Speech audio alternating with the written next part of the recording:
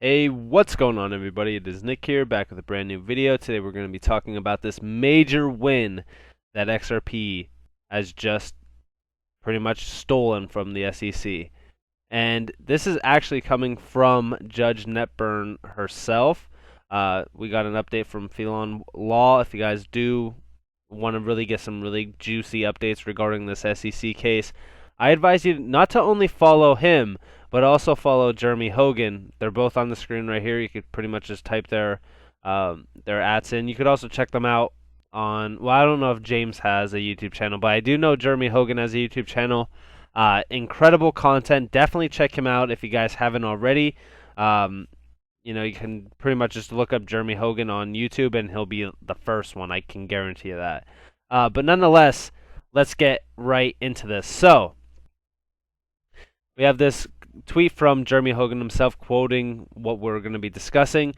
Jeremy Hogan said, "The SEC made two arguments as to why it didn't have to disclose the internal memoranda re Bitcoin, Ethereum, and XRP. The judge denied both of those arguments and is saying, no, you really do need to disclose those documents. P.S. This judge is very polite when rebuking a party." I was in the call-in. This is going back a week. I mentioned that I was in the call many times actually now. But for the most part, I was in the call-in, and what we were actually hearing was, it sounded like Netburn was kind of on Ripple's side a little bit. I mean, of course, speculation, of course, but she is 50-50. She's not on neither side.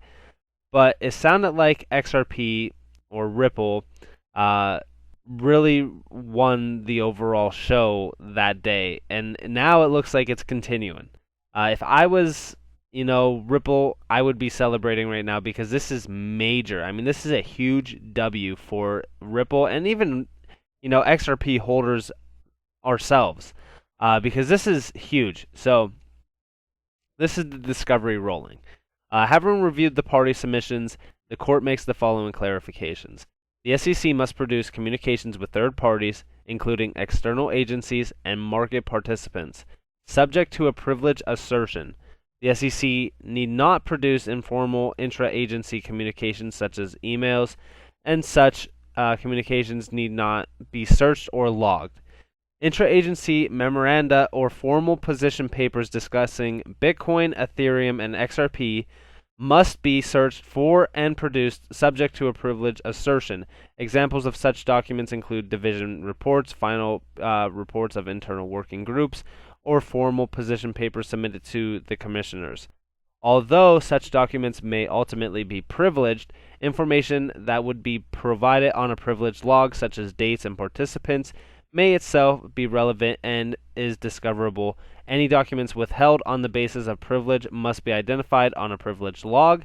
The court directs the parties to continue to meet and confer on the remaining issues presented in their letters. Respectfully, the clerk of court is directed to grant in part the motion to ECF number 126, so ordered by Sarah Netburn, of course. So, yeah, I mean, this is a huge W, like I said. Now the SEC really needs to disclose that information regarding Bitcoin, Ethereum, and XRP, how they came to this conclusion that XRP is a security, and why Bitcoin and Ethereum are currencies.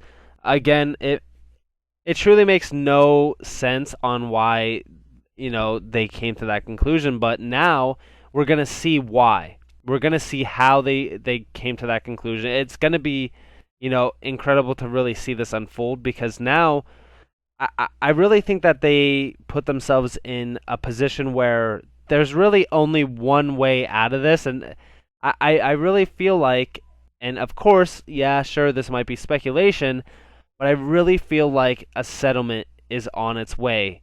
I think that there's only really a few ways out of this, and it's either throwing out the case or a settlement in terms of XRP winning. XRP wins both ways, nonetheless. But I mean, it's just it's like almost win after win now with this case going in Ripple's way. But not only that, with the former U.S. Treasurer being a part of the Ripple team now, all of a sudden this meeting gets pushed back, and then we get, this news as well. You know, I just really can't see Ripple really losing this case unless, some crazy news comes out regarding, you know, something on Ripple's end. But I really can't see it. I think that the SEC just has a lack of an argument against Ripple at this point, and I just think that Ripple's legal team's doing everything the right way. But I didn't really expect anything less from Ripple's legal team because we both know how incredible of a team they have right now. They took Tetragon to court. Well, Tetragon technically took them to court and ended up losing $3.5 million in legal fees to Ripple. They had to pay it to Ripple. And, like I mentioned, their legal team is unmatched. And I get it. The SEC has an incredible legal team too. But at this point, we have the SEC calling in somebody who specifically deals with litigation claims like this, where, he specializes in settlements. I mean, it's just crazy to see, and I think that the most incredible financial court case in history of time is unfolding right in front of our faces. I think that this is going to end in only one way possible, and that's Ripple and XRP coming out of this clear with clarity, and I think that that is going to be a major turning point for the market. I mean, if we look at the total market cap for crypto right now, it's trading at about, $2.3 trillion. If we look at the total market cap minus Bitcoin, it's about at almost $1.3 trillion. I think that we're ranging to go even higher in terms of this. I think the total market cap, including Bitcoin, could easily go to $7 to $10 trillion. But I think that if this case gets closed with clarity on XRP, now I know this is going to be a bold statement, but I strongly believe that this could happen. If XRP gets clarity, gets relisted on all major exchanges, and is cleared for anything possible, I think that we could see XRP flip Bitcoin in terms of market cap and pump to unbelievable prices in terms of the $30 to $50 plus range. Now, I'm not going to claim $100 or $1,000 like most people say, but I'm just saying that with this being the first cryptocurrency to gain clarity in this space, win a lawsuit against the SEC, and be on public stage with possibly a public IPO listing, that the price for XRP and putting the suppression into key placements by saying, hey, the price of XRP has been suppressed for so long, let's see where it truly goes now that, it's relisted on major exchanges and it has clarity, then I could see, $100 plus being possible. Now, I'm not going to claim that, hey, that's my target point, because I'm not somebody who says something like that, and I'm personally more conservative. I don't want to miss out on, gains or anything like that. I'm not going to get too greedy to the point where I'm like, hey, if it goes to $100, I'm filthy rich.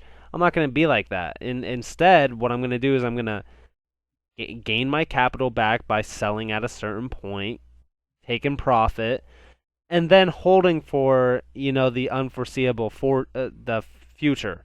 And for me personally, I think that there's, like I said, only one way out of this case, and I think that is clarity for XRP and for Ripple. I think Ripple, this entire case, has done everything right. They remain calm. They remain collective. Garlinghouse has been incredible in terms of updates as well. They haven't been completely quiet at all. And as I mentioned, throw in any other cryptocurrency into this case, and I guarantee that they would have lost. It's just Ripple has the capital to really go to court with the SEC and win. Their revenue overall for every quarter has been absolutely insanely well. And like I said, they have the capital to go to court with the SEC. They have the capital to win a court with the SEC. But if you throw in any other cryptocurrency in this space, I can almost guarantee that they will lose. And that's why everybody is mentioning, hey, XRP gets clarity, it's almost game over for a lot of your favorite cryptocurrencies out there. Of course, some will stay. Like HBAR has what it takes to really. I believe that they're even SEC compliant. There's a few other ones out there as well. I can't really say off the top of my head, but there's a lot of cryptocurrencies out there that are SEC compliant, and they do offer incredible gains as well, and they do have pretty good revenue overall. But for the most part, there is a lot of assets out there, and I'm not mentioning any because I know that if I do, it will spark debate. But there's a lot of cryptocurrencies out there that will never see the light of day after clarity is put into place in cryptocurrency.